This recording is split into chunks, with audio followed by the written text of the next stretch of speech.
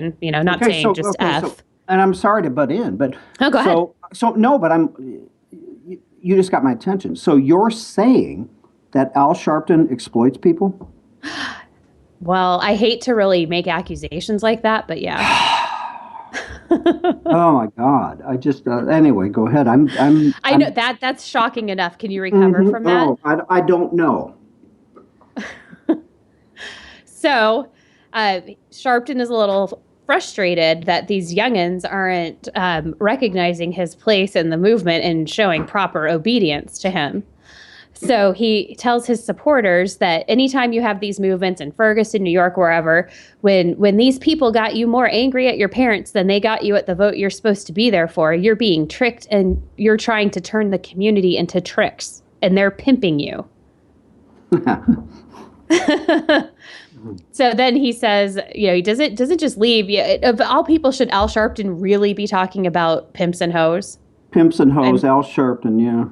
he might want to leave that imagery away from him. But then he goes on and he says, it's the disconnect. The strategy is to break the movement and they play on your ego. They'll say all this stuff that they know will titillate your ears. That's what a pimp says to a hoe. Oh my God. You can't make it up. Can't make it up. Nope. But so then this DeRay McKesson, who's a young black activist, he totally called Al out on Twitter. He said, karma and history will hold him accountable, I'm sure. Good day, y'all.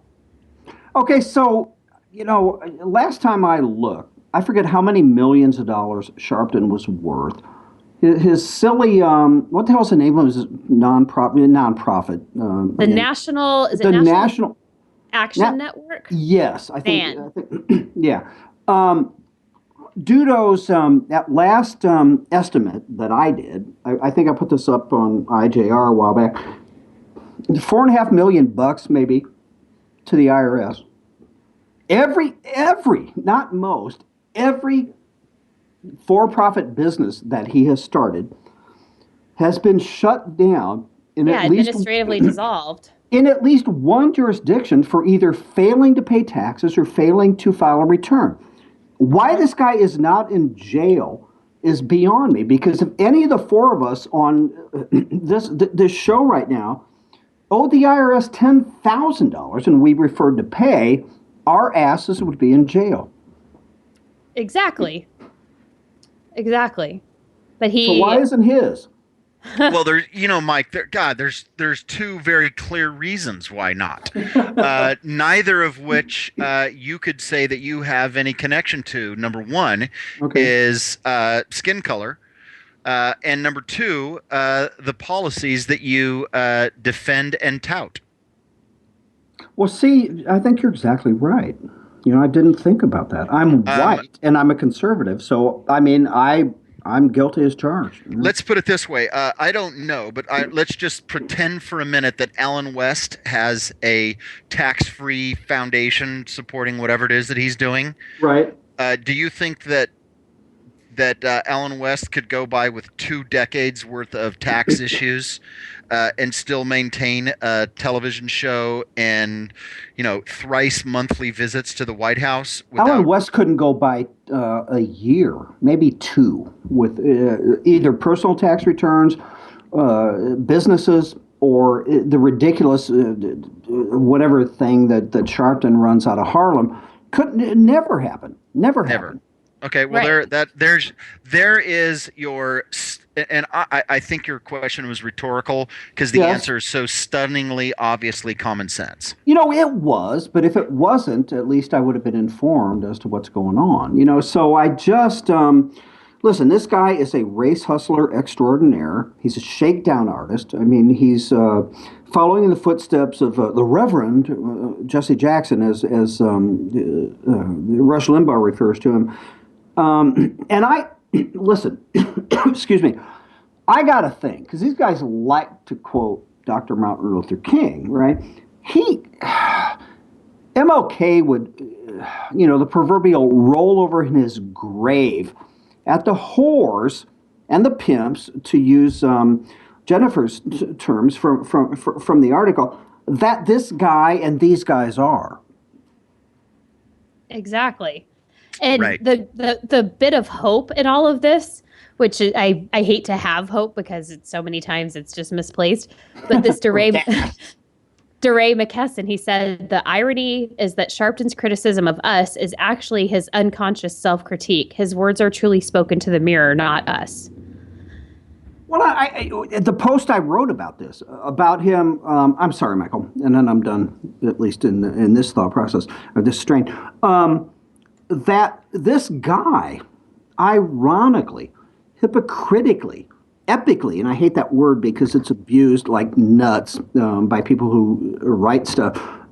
He rails against, the rich, the one percenters not paying their fair share.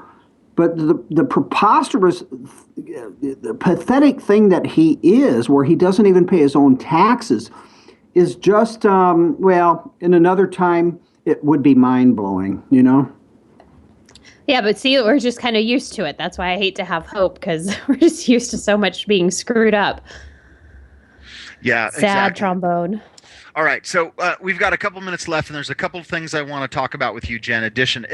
On top of your show coming, you put up an article 2 days ago. I've seen it a couple of different places. I don't understand it. I want you to explain it to me. This new British. No. It's safe for families, and it's safe for broadcast. No, I just don't know that I'm able to explain. I'm hoping my brain will will allow this. No, I'm confident you can. This new British Parliament law about 3-parent babies. What is that about? Well, it's not a law yet. It's in the House of Lords. It went through the Commons.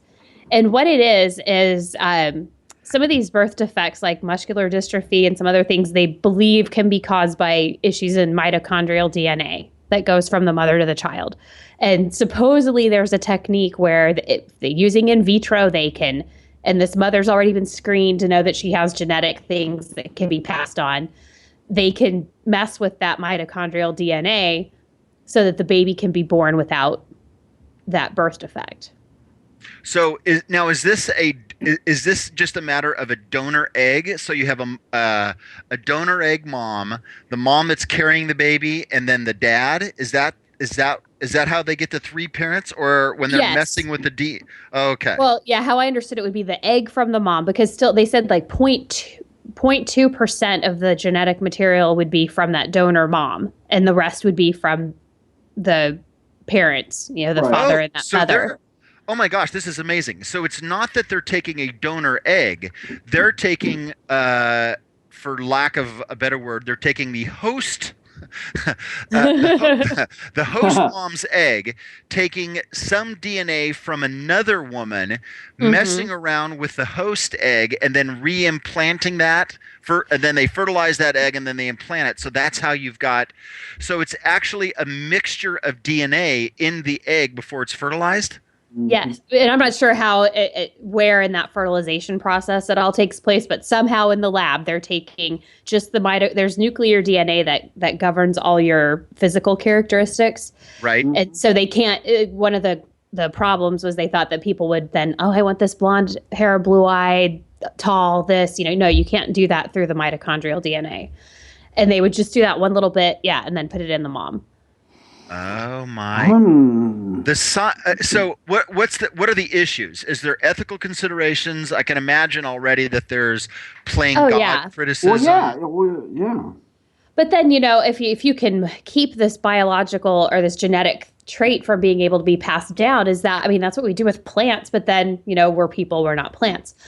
But the other thing is there's always unintended consequences. I took a genetics class last year. I'm still finishing my degree, and we talked a lot about these things where you think that you're solving for one thing, especially in agriculture, and then you introduce that species back into the wild, and then there's all these things that come about that you just didn't realize could happen as a result. They end up on an island off of Costa Rica, running wild. Exactly.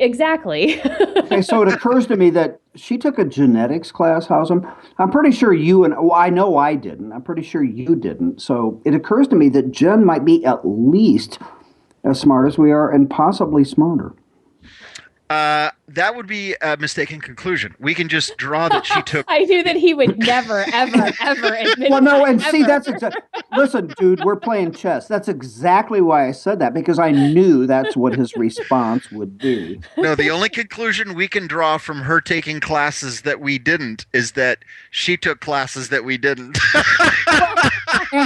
And that she didn't have the same interest we did, right? Now, that being said, I will concede immediately, regardless of who has a degree, who doesn't, who took what classes and who did not. I will concede that Van Laar's brain is way bigger than mine. Okay, I'm proud of you. You're making. Aw, Okay, I'm shocked. I'm gonna go. I'm gonna record that. I'm gonna. That clip's deny it. gonna He'll be deny it. isolated. He'll deny it. You could have a video of him saying it, and he would say that somehow you manipulated the video. So let me ask you guys this, okay? Because this whole thing started with designer babies, and the whole thing, and that's relative to everything from hair color and eye color to God. There was a recent story earlier this year, late last year, about the sperm bank that had donations from geniuses, right? Really successful people. What do you guys think about all that? Well, I think the genetics is just one part of it because, Hausum and I have both been involved in the entrepreneurial world and we're both geniuses. But that doesn't mean that our success just came from being a genius. There's still a lot of hard work and, so Hausum, have tenacity. You not donated your sperm to a genius sperm bank? Crickets. Let's just say let's just move on. And Jessica just messages us, wow. So I have this new show starting tomorrow. Yeah, so that's what we need to move to, because we have to pimp the hell out of that and tell us about it. What's going to happen? So, we'll find that out in the morning. But so it's myself and Scott Hounsel, and we were on your show, last week or the week before. We love to talk about politics and pop culture and just be irreverent, smart asses. And we think we have a lot of interesting things to contribute to the discussion. I tempted fate in the universe by putting Hausum and Hounsel in the same area last Saturday night. And I immediately regretted that decision. You guys, Hausum messaged me the photo. You probably know that. Yeah. And said hi. And I asked you guys to have a cold one for me. Did you do that? Oh, yeah, we did. Okay, cool. But within 1 minute, those two were just howling. And of course, most of it was at my expense. Well, Hounsel, he's cool. He is. So I what didn't time's know. your show on? What time's your show on? It is at 10 o'clock tomorrow morning. 10 o'clock Pacific, because that's the time zone we all should default to. And so if they can't hear it, yeah, of course they should, because the rest of us care about California. Should they not be able to listen live, where can they hear the podcast? They can hear it off of Vigilant Liberty Radio or at soundsright.com. Okay. Sounds Right is the name of your show? Sounds Right is the name of our show. It was actually soundsrightshow.com. I just said it wrong. I think because my intern is still working on getting the website up. Your intern? My intern. You have an intern? I do. Hausum, we don't have an intern. I'm your intern. You're mine or you're hers? Yours, Miller. At least that's what the org chart says. Well, it does. So, if we were not on air, I would say you're kind of my bitch. But I'm not going to say that. But I'm sorry. But all right. So we gotta come on, right? Yes, you do. We definitely want to have you on frequently. All right. By frequently, she means she'll get back to us. Okay. Jen, thanks. Dude, take us out of here, man. All right, folks, that has been a very fun time with Jen Van Laar. Their show tomorrow at Vigilant Liberty Radio is soundsrightradio.com as well. This is Michael Hausum for Mike Miller. We have a few 30 minutes left of the right mics, and we'll be right back.